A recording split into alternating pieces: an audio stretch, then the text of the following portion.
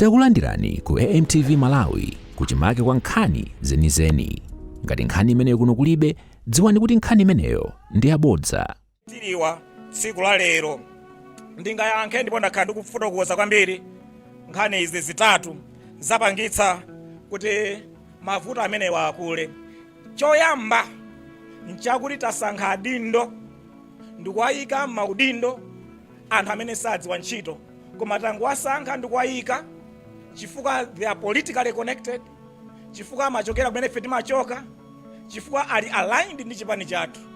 Ndiye tangowasankha amenewa nkuwayika maudindo amenewa. Ndakhala ndikunena kuti dziko la Malawi vuto lalikulu kwambiri loyamba limene tikuna kuthana nalo ngati dziko ndiye vuto la tsankho, nepotism, tribalism, cronyism. Ndi imene yavuta kwambiri. Imeneyoyo ndakhala ndikunena kuti takhala ndi vuto ili kuyambira mbuyo monsemo, koma panopa zanyanya zanketsa. Boma lililonse mbuyomu limapanga polish nkhalidwe osakhala bwino. Amalawi takhoza kugwira ntchito yabwino ndi ma credentials alipo various positions, koma sitimafuna kuwayika because they are not politically connected. Samachokera kumene ife timachokera, they are not aligned with our party, and chotero sangathe kulembedwa ntchito, and yet dziko ndali ngono kwambiri mungamerereremo. Ndiye chimene chavuta kwambiri Manchester City, Manchester United kuti iwine imafunika isankhe the best 11 mu timu yawo. Akasankha ma players amene akwadalira the best 11 mmayembekezera kuti muwina ndi proper system ndi coach wabwino muwina. Koma ife tangosankha beta sankhiramo anthu amene sakudzidziwa ntchitozo ndiye tangowayika chifukwa they are politically connected. Limenelo ndiye vuto number 1 lapangitsa kuti tipezeke pamene tili ifepa limene takhala tikulipanga nacha. Ndidanena kuti mbuyomo kuti His Excellency Dr. Banda Kamuzubanda, may he so rest in peace, kuti atabwera pamodzi ndi Amalawi ena adanena kuti mchitidwe umodzi umene tinokuchotsa mdziko muno ndiye mchitidwe wothana ndi utsamunda umene uja analimbana nawo ndipo anathana nawo. Mmene abwera His Excellency Dr. Bagiri Muzi adanena kuti ndi anzawo tichotse mchitidwe uwu okhala one party system of government, tiyikepo multi-party system of government, tibweretse a new form of governance, democracy, tichotse autocratic regime of government, tibweretse democracy. Adagwira ntchito ikulu kubweretsa democracy mdziko muno.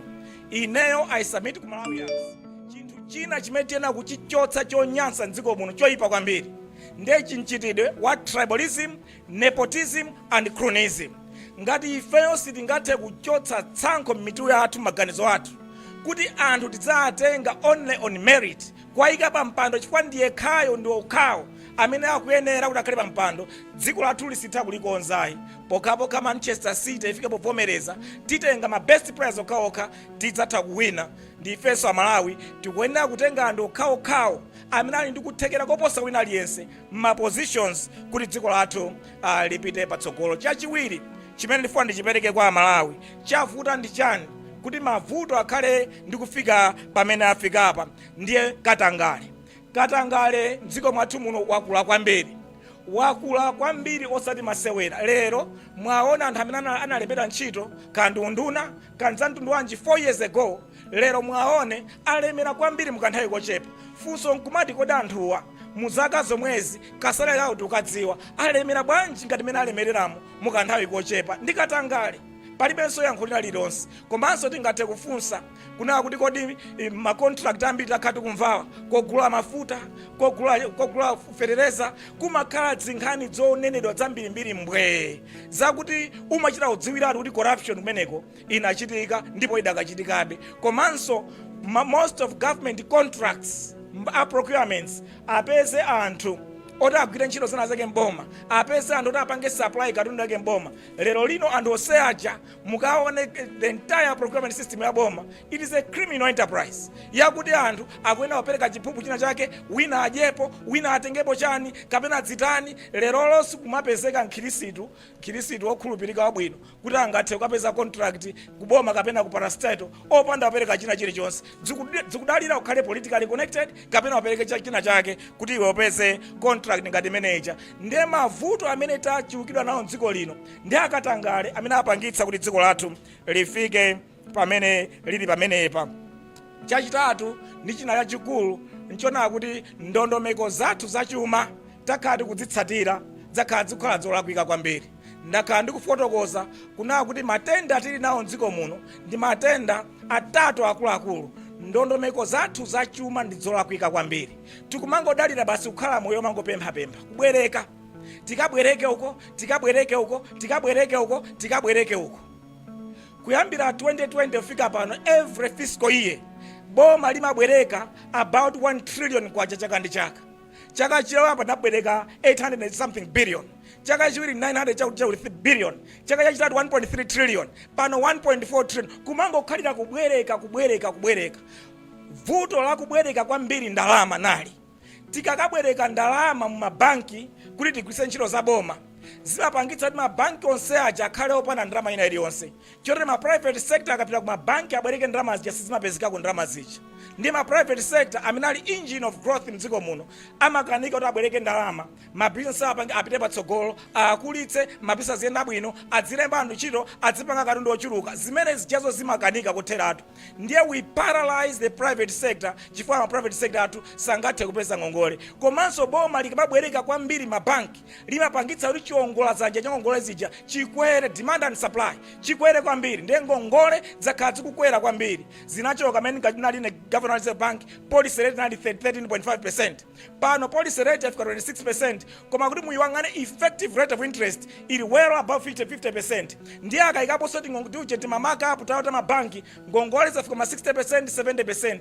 Munthu abwereka bwanji ngongole at 70%. Apa nga business yandu wanji yakuti angathe kupindula nayo. Ndiye boma likamabwereka ndalama kwambiri mabanki limapangitsa kuti ndalama zija mabanki zisowe, komanso chiwongola dzanja pangongolezi ya chikwere. Ndi chifukwa chake lero tikuti ma business sector mabusiness awo apotera chifukwa ukanika kupeza capital yopangira run ma business awo. Chachiwiri, boma likamabwereka kwambiri ndalama mabanki, boma likabwereka kwacha ndiye kuti ndi ma savings, ma deposits, ma pensions a Malawi amana sungitsa mabanki onse achakabwerekedwa kupita ku boma ku Capitol Hill. Expenditure yake kwambiri ndalama zimapita kwa kugula zinthu zakunja chifukwa mdziko muno zimanafuna agule mulibe, akagule ma TX ama directors, ma PS, ma ministers ndiye na otero, akagule ma spare parts magamoto amene aja adzapatsa ma fuel ochuluka kwambiri oti aziyendera locally, komanso ma foreign trips azitha kugwiritsa ntchito ndalamazo kukapezera ma dollars akunja, ma air ticket ndi zina zotero. Komanso tatumiza anthu ambirimbiri ku ma embassy onsewo tapatse ndalama zakunja, komanso tigule fertilizer, tigule mafuta, tigule zosiyana timagula zija timagula kunja pogwiritsa ntchito ndalama za boma. Ndalama za boma actually mdziko muno amene amagwiritsa ntchito kwambiri forex koposa wina aliyense mdziko muno ndi boma. The number one entity that uses a lot of foreign exchange in the country is government. Polipira zosiyana zimene boma lija likugwiritsa ntchito.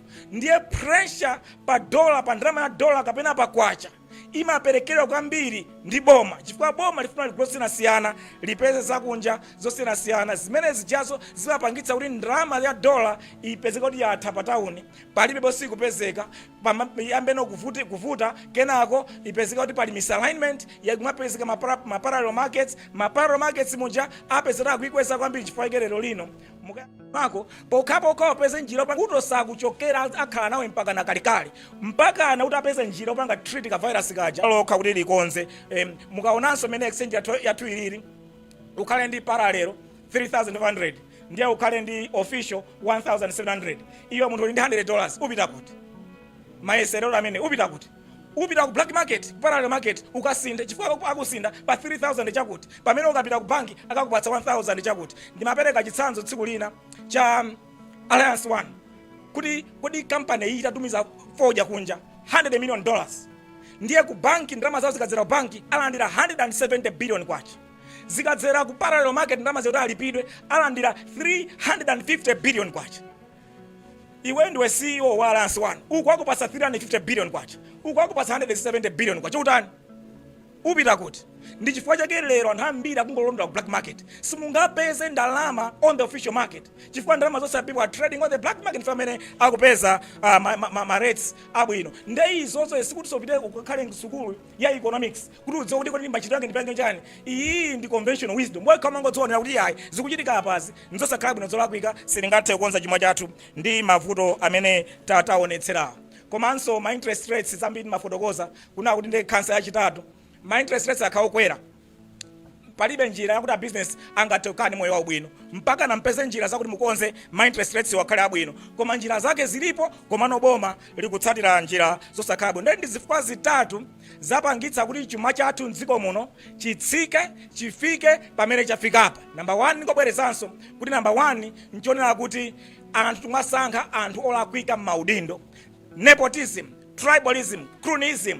Chachiwiri corruption katangale wakula. Chachitatu tikutsatira ndondomeko zolakwika za fiscal policy, monetary policy, exchange rate policy. Pokapo katita sintha zinthu status ifeyo dziko lathu ndi chuma chake sichingathe kuyenda bwino. Ndiye ena amakonda onena kuti inu a opposition andale inu mmangonena simapereka ma solutions, mloza kuti mavuto awa and yet simapereka ma solutions kuboma kuti ma solutions ndotani. Ndifuna ndipereke ma solutions awa. Number 1, nkhani ya njala. Nkhani ya njala ilipo panopa ndi ntchito ya boma kwina kulikonse dziko lapansi. Anthu awa akamavutika athandize pavuto lawolo. Boma limasankhidwa ku dziko lapansi kwina kulikonse lithane ndi mavuto amene anthu awa akumana nawo. Lero tili mavuto a boma anjala, boma silingathawe, boma likuyenera lipange sort out mavuto anjala. Chakudya kulibe, ngati pali malo ena kuli chakudya chambiri chipite malo amene chakudya kulibe.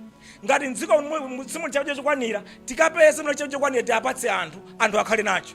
Takhani ma episodes ngati ambuyo tinabweretsa chimanga, boma linabweretsa chimanga kwathandiza anthu awo. Lero lino sizoona anthu azidya chitedze, azidya udzu, azigonera mango. Ndi ntchito ya boma ka ikapanga cut budget ya state house, ikapanga cut budget ya parliament, ka ikapanga cut budget ya OPC, ka budget ya police, ka budget ya kuti ipeze ndalama zakuti igulire ndi kwathandiza anthu chakudya, apatse anthu chakudya. Imene ntchito ya number 1 ya boma. Solution number 1 apeze ali mbomamo ndi ntchito yawo yotapange zimenezo. Chifukwa kulikonse boma limayikidwa lithane ndi mavuto amene anthu awa dziko lawolo akukumana nawo. Chachiwiri, njalayi tikapanda kusamala ipitiranso chaka chamawa. Chotero nkhani ya fetereza tikuyenera tionetsetse nkhani ya fetereza takonza tasintha kuna kuti onse amene akulandira alandire, komanso tiwathandize na wonse azirenga pangongole chifukwa sangathe kugula feterezayo. Tipeze njira yakuti fetereza apezeke mdziko muno. Feterezayo our understanding akukanika upezeka partly because of forex. Ndiye nkhani ya forex timene tiikonze kuti fetereza mdziko muno apezeke. Ifeyo a UTM tikalowa mboma September ikubwerayo, iyi idzakhala ntchito yathu number 1 yokonza vuto la fetereza mdziko muno. Chifukwa ulimi mdziko kuti uyende ndi zinthu zitatu zoti tingakonzere ulimi. Number 1, tikonze ntchito ya fetereza, nkhani ya fetereza anthu azimpeza pa mtengo wabwino. Chotero UTM government fetereza mtengo wake tidzaonetsetsa ali pa mtengo otsika.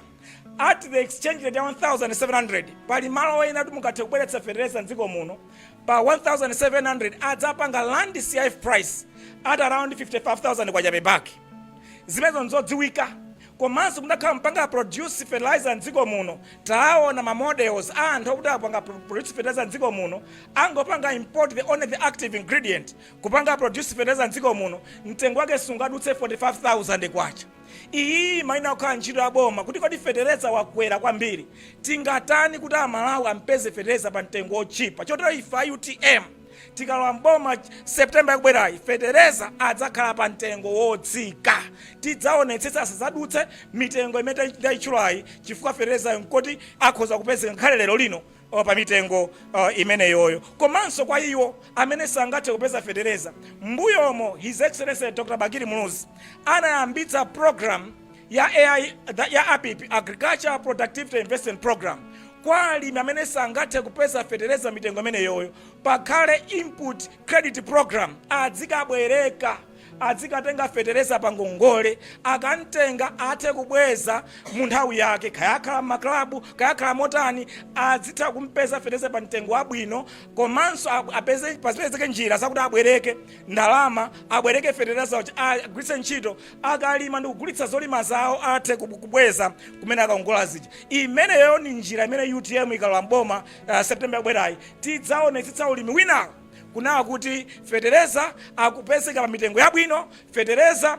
akuperekedwa pa ngongole wakuti alimi azitha kumpeza fetereza amenewo. Komanso ena onse amene angathe kugula fetereza mitengo yake idzakhala yomverera ngati imeneyo, kwa amene sangathe kupezekeratu kuti apeze mwapeza fetereza, amene onse akuna zothandizidwa kupatsidwa mzaka zoyambirira kupatsidwa fetereza waulere. Chachiwiri, kuti tikonze ulimi wathu, ndiye nkhani yonetsetsa kuti madzi kapena chinyontho chikupezeka m'minda mwathu. Tikudziwa mvula yathu ndi ya njomba kwambiri, kuti chinyontho chipezeke tipange mega farms, tipange ulimi wanthirira ndi zinazo, kuti tikatero chinyontho chizipezeka nthawi zonse, timange madamu osiyanasiyana ledzitsirira madera osiyanasiyana. Chimenecho ndi chachiwiri chofunika kwambiri tikonze ulimi wathu mdziko muno. Chachitatu ndi chomaliza, ndiye cholima mbewu kumene zimachita bwino kwambiri. Tikudziwa kuti simalo aliwonse kumene chimanga chimachita bwino.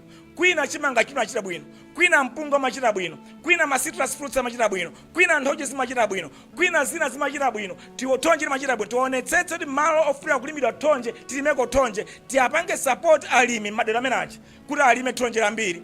Amene amalima mpunga tapange support alime mpunga wambiri, amene amalima macadamia tapange support alime macadamia ambiri. N'chifukwa chake ife tupanga propose manifesto ya UTM kuti tidzayika budget yathu 500 billion kwa chaka chilichonse kukonzanso ntchito za ulimi.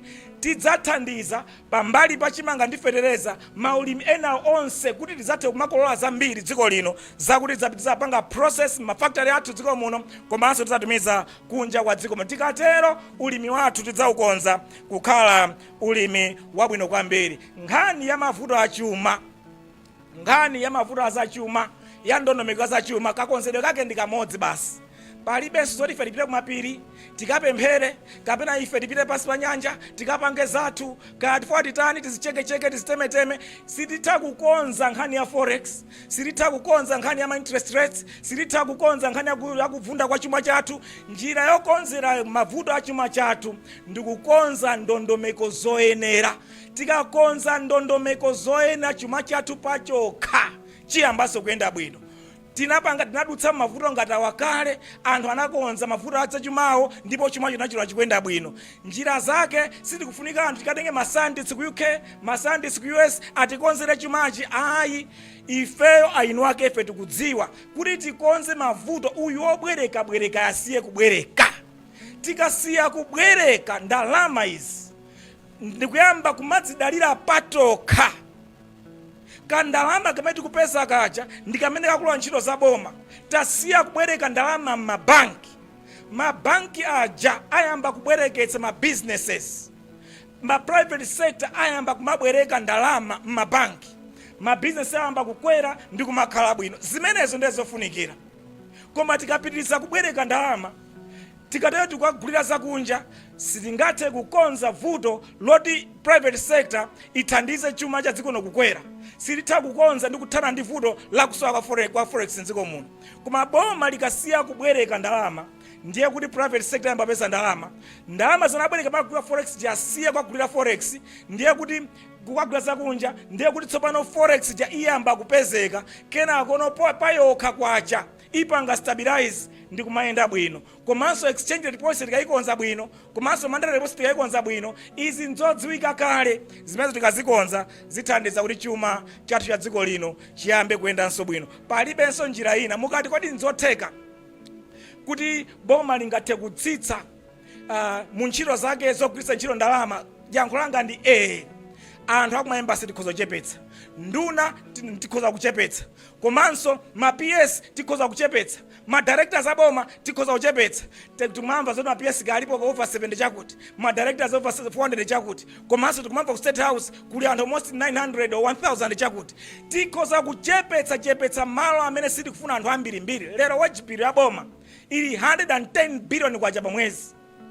kuchoka pa 37 billion kwacha 2020 tikhoza kuchepetsa kwambiri wachipiri icha kufika pomverera malinga ndi ndalama zimene ife tingathe kupanga raise.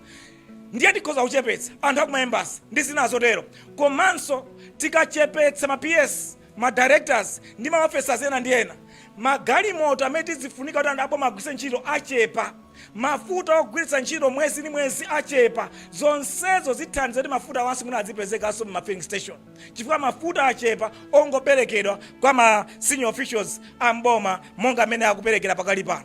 Komanso zogulagula izi panga ma spare parts amagalimotowa, komanso kugula zina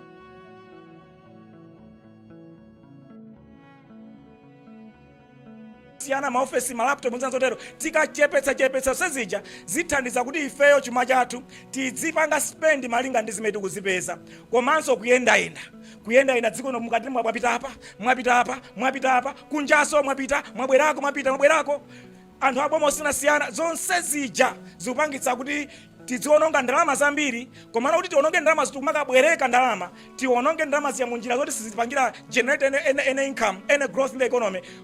Consumption yokayo executive of extravagance imene tikonongera nayo ndalama zitachepetsa kwambiri, chuma chathu chikonzeka. Nde chuma chathu chikuti chikonzeke, ndondomeko zake zikudziwika, ndipo ali samazidziwa nzosafuna kuzitsatira, tinangozitsatira zititengera 3 to 9 months. 3 to 9 months chuma chathu chiyamba kukonzeka, ndikuyambanso kukhala bwino, ndikumayenda bwino monga kale. Inenso nkuganiza kwanga IMF program ya tivuta, IMF ango first review anangobwera sana imalize, angonena zosiyanasiyana. Nkuona kwanga anationa kuti awawa nkhalidwe awo uyu kayang'anidwe kachuma akakaka ife silithana nawo, awa sitingathane nawo. Mwina anayesera kutilangiza IMF kwenikweni kwawo kumakhala kulangiza, kupereka malangizo. Umpese munthu moyo wake ndi wakatapira, lero ukabwereka umausa achimwene simungakhale momwe ngobwereka siyani kubwerekako wakabwereka achimwene zikubwerekani izi siyani kubwerekako wakabwereka. IMF inangoti awawawa sorry tenti ngwasiya zingwayang'ana. Ndi IMF inangofika pomangoti yang'ana basi kuti amalawiwa kangati nzeru zawo kayeresero kachuma chawo ndikawo kaiwoeni kodziwa okha. Nde mavuto ameti ife ya UTM tikangolowa mboma September 1, tikalowa mboma September pa 16, ikamafika pa 30 September ndiye kuti tapanga reset our fiscal policy, tapanga reset our monetary policy, tapanga reset our exchange rate policy. Tikangopanga reset September end muzatipatse 3 to 9 months, chifukwa every research yaonetsa kuti mukapanga a new policy ya fiscal ya exchange rate ndi ya monetary imatenga 3 to 9 months kuti full effect ionekere. Ndiye mudzangotipatse 3 to 9 months mudzapeza kwacha ija yabwereranso ili ya mphamvu, mudzapeza inflation ija yachoma 33% yabwera ku single digit, mudzapeza kuti ndalama zakunja zija panopa kuti zili amanduza alili 2 weeks import cover official 2 weeks, mudzapeza choka 2 weeks paja tukamba za 3 months za 6 months kenako 9 months. Zinthu zake zimangofunika panga za nzeru, ukangopanga za nzeru basi chilichonse chimangokhala m'malo mwake nkumayenda nkumapita uko. Ndiye tikakonza za chumazo kuti chuma chayamba kuyenda bwino, ndi mchanali ku agriculture ku ulimi tidzapangeko pump chaka chiyonse 500 billion yosinthanso ulimi wathu, overhaul our agriculture sector. Komanso kunkhani za mining tizizayika ku 500 billion chaka ndi chaka, tizatsegule migodi yosiyanasiyana. Panopa alesa akuiopa, ndikayamba kutsegula migodi ndalama zanga zititimira ku Malawi, ndalama zanga zisokonekera. Ndi ma investors onse akuliwa pa dziko la Malawi chifukwa chuma chake sitikuchiyendetsa bwino ya, ndi akuopa kuti abwere. Nthawi zinandi bwino ine muziro wamu to de-risk that particular investment. Ife tizapanga de-risk those investments mu mining migodi, tidzayikeko ndalama kumene kuja, tikudziwa kusonga hills kuli mgodi wabwino tidzautsegula kumene uja, kanga nkuda kuli mgodi wabwino tidzautsegula kumene uja, kumalinguda kuli mgodi wabwino tidzautsegula kumene uja, kukasiya kuli mgodi wabwino tidzautsegula kumene uja, kukanyika kuli mgodi wabwino tidzautsegula kumene uja, kumakanjira kuli mgodi wabwino. Migodi yonse ija ikamata 5 years tizapezekera tsegula migodi 10 mdziko lino. Tikadzatero katundu amene Malawi izidzapanga ku migodi adzakhala wambirimbiri, adzatibweretsera forex yambiri, komanso achinyamata athu achisungwana athu adzapeza ntchito all over the place, komanso ndalama yathu yakwacha idzakhala yamphamvu kwambiri imene idzapangitsa kuti chuma chathu chidzakhala chokhazika. Nengani yoti mafuta agalimoto avuta, tukanika peza fetereza, zonse idzakhala mbiri zakale chifukwa fetereza azapezeka mosavuta, komanso ndalama zakunja zizapezeka zogulira mafuta mosavuta nkomwe. Komanso ndingofotokoza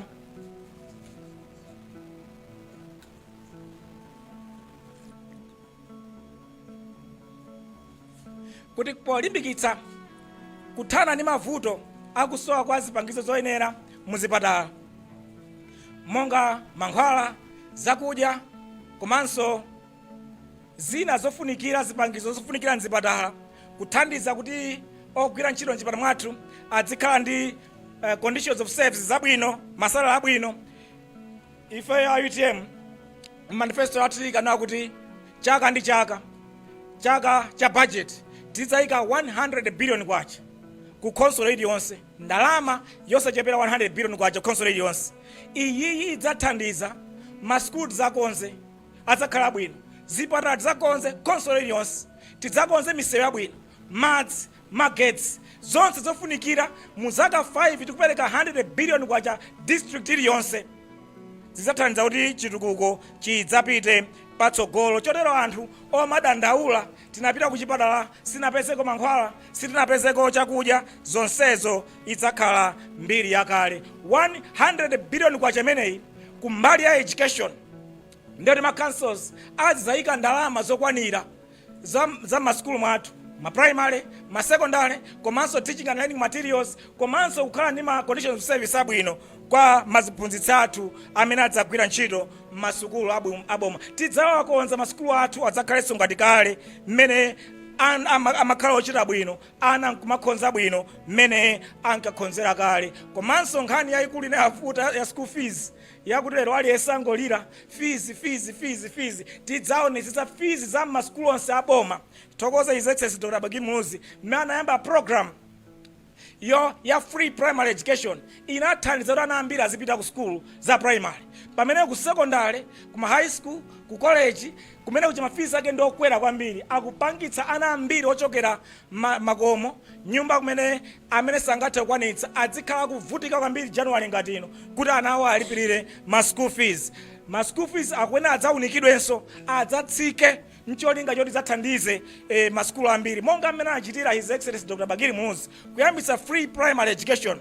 Tidzaona kuti ku secondary ndi ku university ma fees angakhala mtundu wanji amene anthu angamakwanitse, tingatani kuti ma fees akhala bwino. Komanso mukapita ma university athu le public universities mpeza ana kumene akugona kosakhala bwino, zakudya zimene akudya osakhala bwino. Tidzaonenso kuti kodi accommodation tingayibwezerenso kale bwanji ngati kale, komanso zakudya tingazibwezerenso bwanji ngati kale. Tidzapereka ndalama zokwanira kumaphunziro kwathu, kunduna za phunziro, kuti kumeneko tidzakonzenso maskulu athu adzakhala bwino. Nkomwe tidzapanga kuti chuma chathu chikukwera, ndiye mmene chuma chikukwera tax revenues goes with kukula kwa chuma, chotero tidzatha kukhala ndi ndalama zokwanira in our fiscal space zoti zapititse monsemo kuthandizira ana athu adzakhale ndi maskulu ndi maphunziro abwino kupita chitsogolo.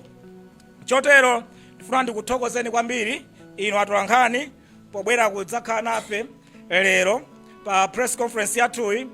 Ife monga tanena kale tidzikhala nayo mwezi uliwonse, tidzikuyitanani ndipo tikakuyitanani mukhale omasuka kutifunsa mafunso aliwonse amene mungathe kutifunsa. Ife mkati mwa mwezi umo tidzikhala tikuyenda kufikira mayo ena onse amene tikukumana nawo, timve nkhawa zawo, atifotokozere, ifenso tithe kuyankha pa nkhawa zawozo kuti kodi zinthu zingakonzedwe bwanji. Ife tikanakonda boma lilipoli likonze mavuto amene alipowa, sitifuna kuti tidikire mpaka na September titenge boma nde mavuto adzakonzedwe. Ya tikanakonda mavuto akonzedwe pano, tapatsa ma solutions azimene tikuganiza ife zingathe kuchitika, azichita zimenezo. Akazichita zithandiza kuti tikhale mdziko labwino. Sitikufuna kuti tidikire kumapanga ndale kuti tidikire mpaka na September mavuto akonzedwe. Mavuto akonze panopa, ife tikamalowa boma September ino tizala mulibe mavuto, tizangoyendesa zonse zili bwino zimene tikuyang'anira ife zimenezo. Chotero ndikuthokozeniso kwambiri kuti munabwera.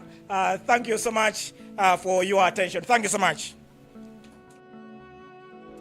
Osayiwala kupanga subscribe ku channel ya AMTV Malawi.